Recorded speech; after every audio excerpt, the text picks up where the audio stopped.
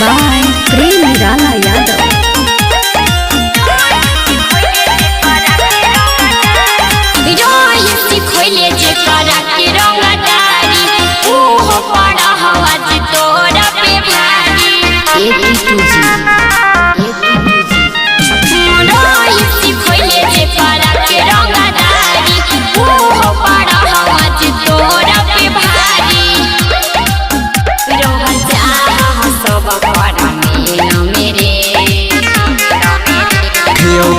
का खिलाड़ी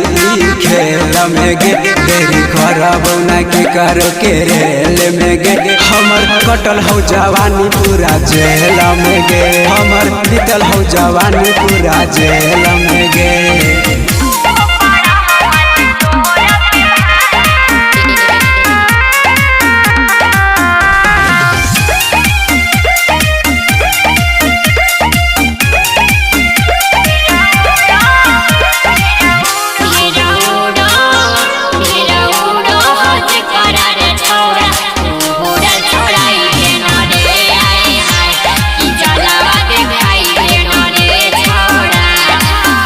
छौड़ी करे न हमारा से बात इतिहास के पलट देवोगे छौड़ी आ जइबो बनने वाला रोल में तमामा सलट देवोगे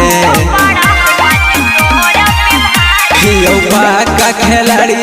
खेल में गे देरी करबो न के कर के रेल में गे हमर कटल हो जवानी पूरा जेल में गे हमर कटल हो जवानी पूरा जेल में गे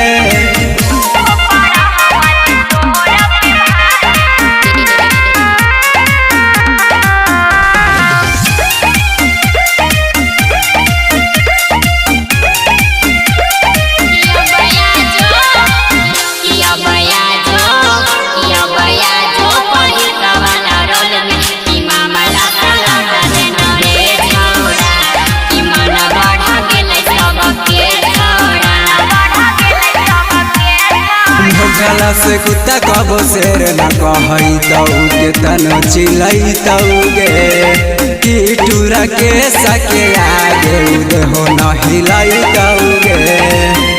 हियो का खिलाड़ी खेल में गे देरी करबो न के कारो के रेल में गे हमर कटल हो जवानी पूरा जेल में गे हमर बीतल हो जवानी पूरा जेल में गे।